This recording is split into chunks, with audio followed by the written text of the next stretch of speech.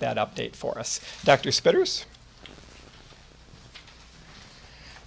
Thank you, John, and thanks for being here this afternoon. I also want to reiterate my thanks to our partners. The State Health Department, CDC, Providence have been persistent and unrelenting in their efforts to support all this, and have really been working continuously, maybe interrupted by sleep, since the last time we met yesterday.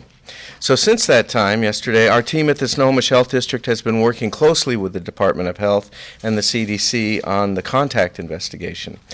Yesterday, our epidemiologist at the Snohomish Health District worked with Department of Health epidemiologists to complete an extensive travel history with the patient. We have been working today to verify details of that history and to determine contact investigation and monitoring protocols with these partners. As of now, there are at least 16 identified close contacts. Local health departments started reaching out to them yesterday and continue to do so today.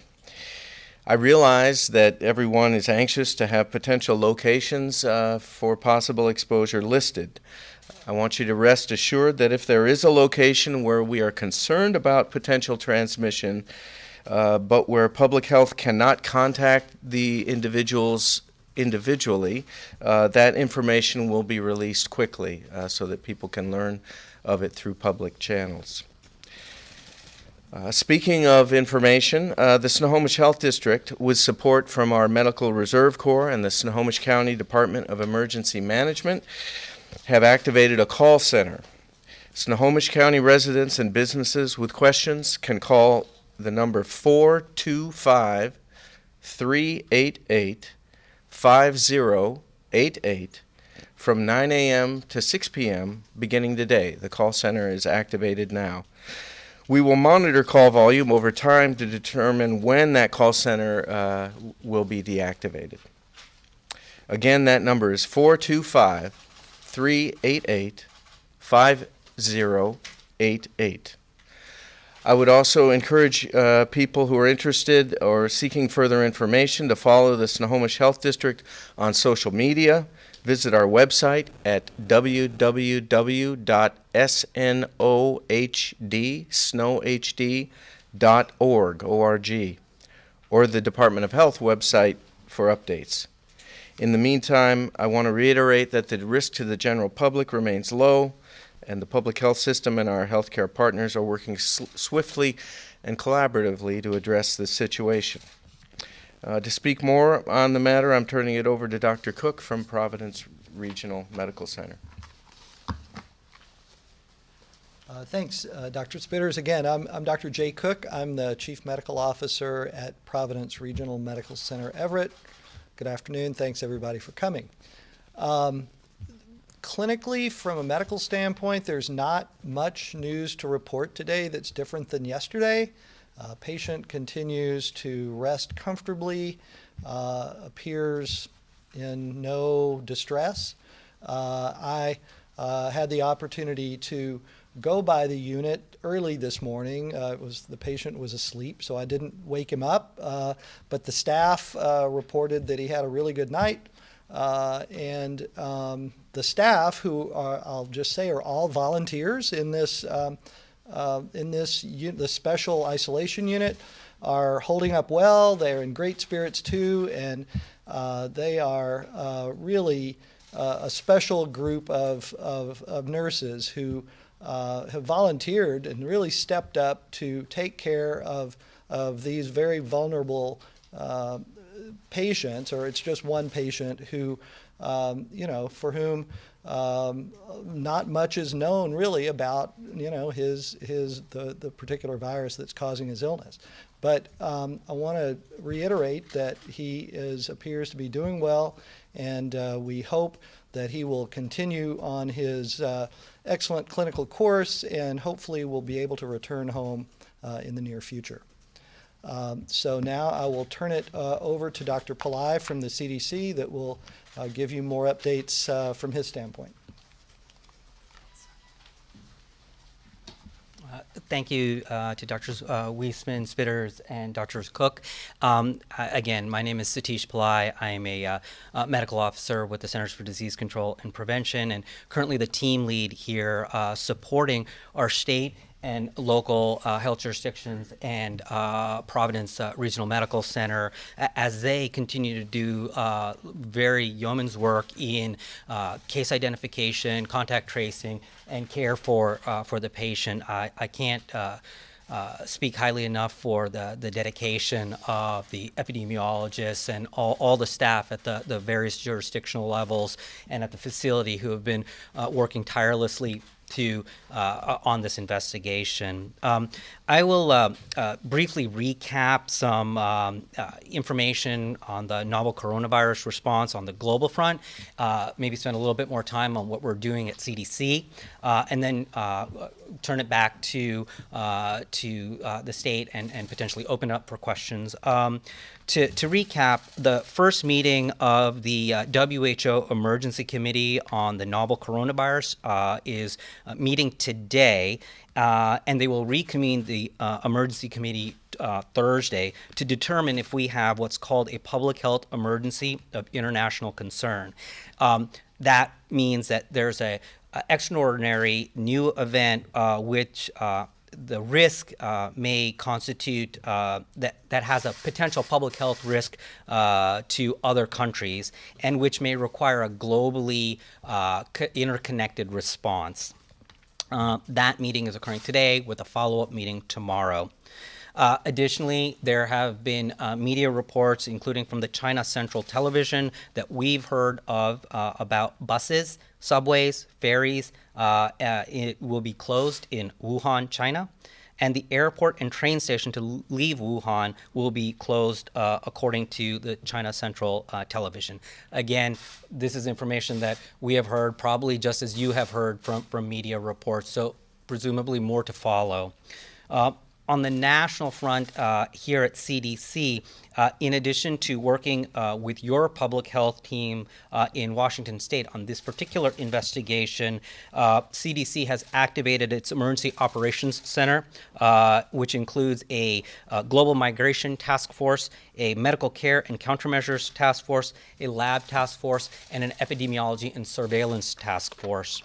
CDC continues to closely monitor the situation and is working closely with the WHO to learn more of what's happening in China, to support our partners internationally, and most importantly, to support our domestic, state, local partners. We've recently updated our travel health notice from a level 1 to level 2, which means to practice enhanced precautions to individuals that may be traveling to Wuhan, and specifically individuals that may be elderly or with underlying medical conditions that may place them at increased risk. And CDC has also begun entry screening of passengers coming from Wuhan. In addition, CDC has developed a real-time reverse transcriptase polymerase chain reaction that can test for the novel 2019 coronavirus. The test is currently being performed in CDC Atlanta, and the goal is in the upcoming weeks to be able to distribute that to the public health laboratories so that testing can occur as close as possible to potential persons under investigation. Again, I'd like to close by emphasizing how important and how strong the partnerships have been with our state, local, and healthcare partners. We're really appreciative of that. And CDC continues to take a very proactive approach in anticipation of the introduction of this virus into the United States and being able to best manage, mitigate any consequences of that, and to ensure the health of the U.S. public. Thank you. Thank you, and I wanted to bring this sort of back down again to the local level. In terms of monitoring the contacts, all the close contacts will be part of what we call active monitoring. That means that a public health worker will call the person daily to do a symptom check for them, see if they have a fever, cough, any respiratory issues. And should anyone develop symptoms at any point in time, these people who are under monitoring would be instructed to immediately call the public health worker to report the symptoms, and then we would help facilitate a medical evaluation. So that's the active monitoring program that's being put into place right now. As I said, we'll be updating our website daily with the numbers of those who are being closely monitored. And as I said, that is actually taking place now. We're getting that up and ready to go. We know we had questions yesterday in terms of the flight of the passenger. So the flight that the passenger was on, the CDC is working with the airlines and state health departments to ensure appropriate passenger notification. So all of that information is known, and passengers of concern are being contacted. Again, we know as this investigation continues to gain steam that people are asking, what do I need to do to stay safe? And really, it's what we do every time we have a cold and flu season. So really, wash your hands regularly, cover your coughs and sneezes. If you're not feeling well, stay home, don't go to work or school. And if you're not feeling so well that you would call contact your healthcare provider, do that and seek any kind of medical care. And if you've traveled from Wuhan City, China into the US and you are symptomatic, seek advice from your healthcare provider. If you don't have a healthcare provider, call your health department and seek some assistance. And like Governor Inslee said yesterday, at this time, people should go about their usual routines and activities. This may be a novel virus, but this is not a novel investigation. This is the work we do all the time. Public health is well trained to do these kinds of investigations, to do these contact monitoring. We do that every day, whether that's for tuberculosis or other kinds of health issues. And I just want to reiterate, I think, the good work that's being done literally around the clock. It's great that when we're here sleeping for part of the day, CDC might be up and running already in the morning and working on things and connecting with us as soon as we start our day again. And I know they're working really late hours helping to accommodate our being on the West Coast. So amazing collaboration happening, and feel really good about where we are at this part in the investigation. So with that, we're open to questions. Yes.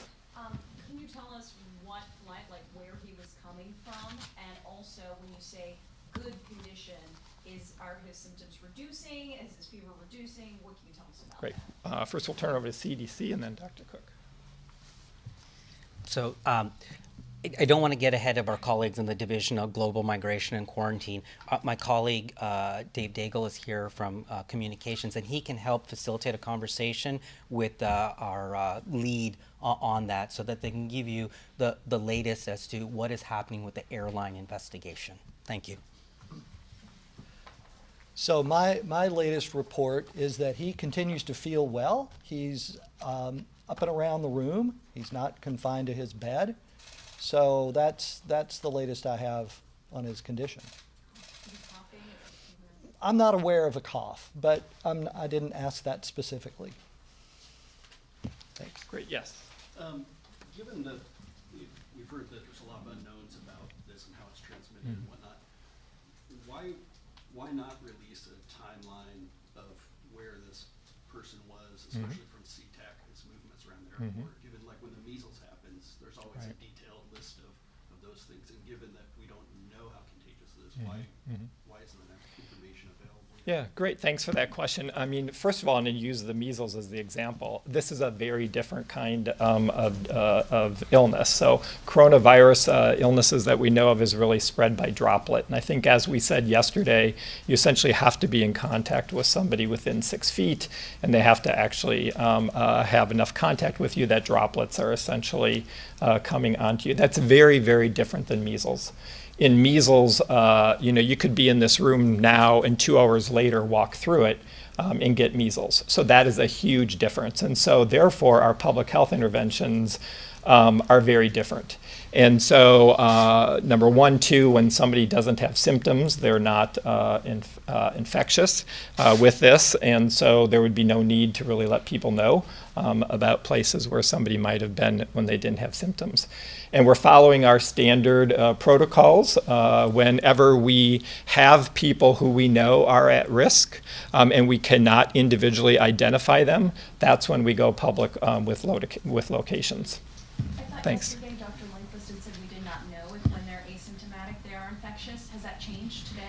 At this point, and I'll also have the physician leaders confirm that at this point with coronavirus, we believe that you become infectious when you're starting symptoms. But anything you want to add to that? So I think this is one of the challenges with anything that's new and emerging. We have to frame some of our decisions based on what we do know. This is a coronavirus, and MERS is a coronavirus, and SARS is a coronavirus. The typical behavior of a coronavirus is the period of infectiousness you're infectious at the onset of symptoms, not in this asymptomatic phase. And again, there is some, as we learn more, we'll be able to hone in further and further on that duration of infectiousness. So I think that is it. And again, this is goes back to the measles. This is different than measles, where you can be infectious 4 days before. So again, our control measures really are tiered towards the kind of virus that we're dealing with. Yes? Would it be correct to say that the close contacts that you're trying to reach are people who sat within 6 feet of him on the airplane, people who may have come in contact with him at the walk-in clinic? And second question, are you asking those people to stay home and while their symptoms are being monitored? Great, thanks. So yes, you're exactly right. So essentially anybody who's been within 6 feet with prolonged contact with this person is what we'd essentially call a close contact. In the kinds of situations you described of having a meal together, meetings together, those would be the kinds of things that we would be looking at. And I forgot. Are you asking them to stay home while they monitor? So for the folks who we are actively monitoring, we're not asking them to isolate unless they actually have symptoms. And Marisa confirming that that's correct, right? Yes. So, and again, this goes back to the piece that at this point in time, we don't believe that you are infectious until you develop symptoms.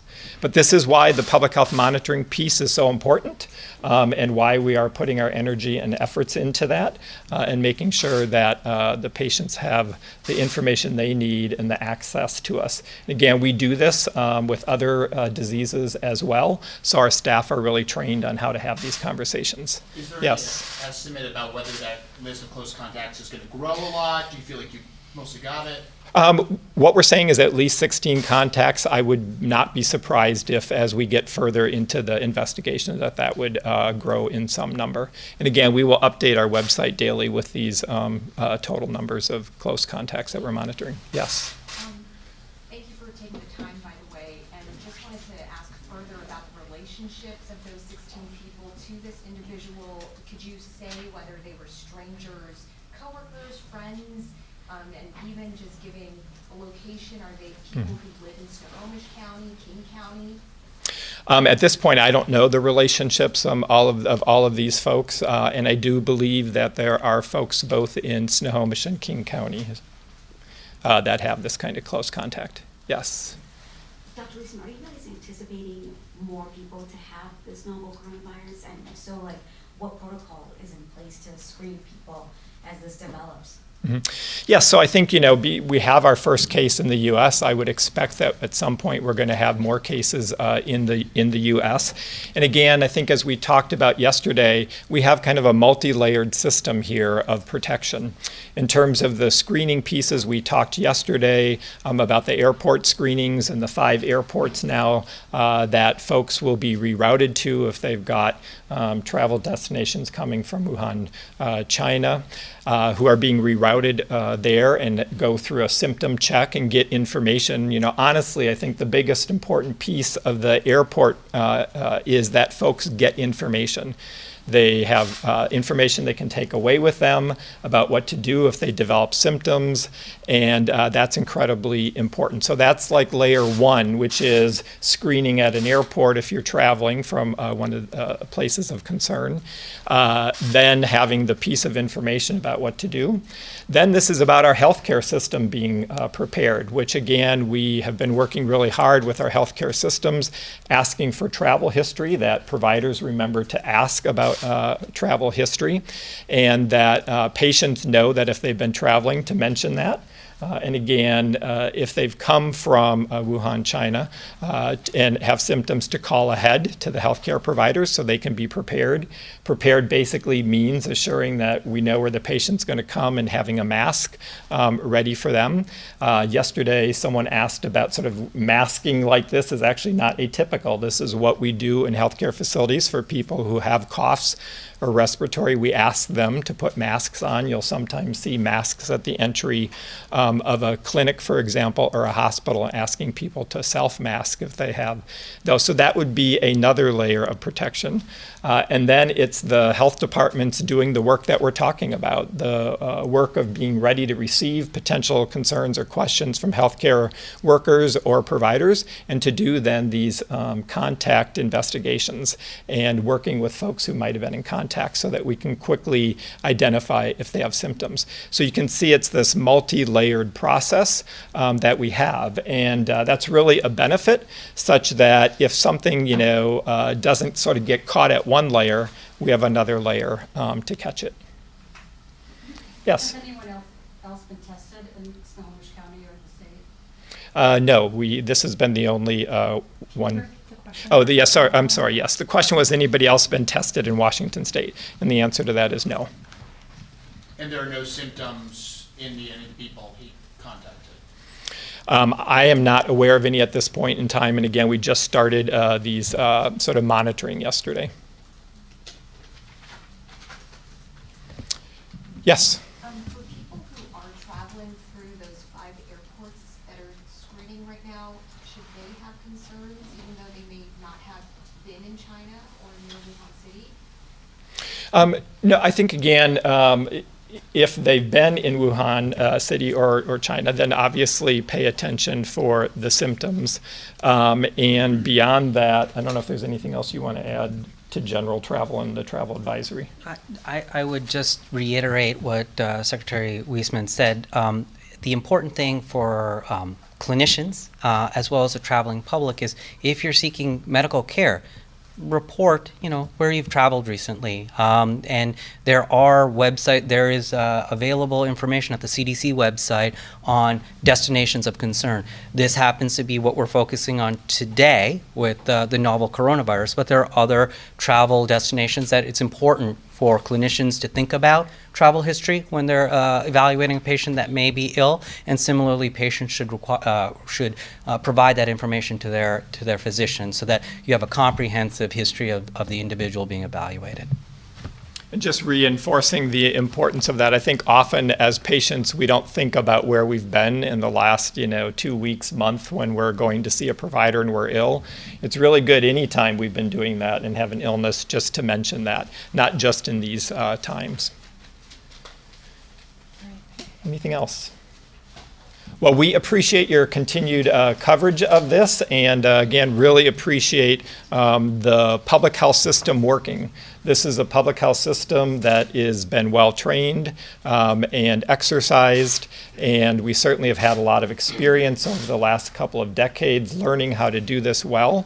And really appreciate the healthcare partners who have been with us right by the side, and the public health. And again, really pleased that the patient seems to be doing well at this point in time.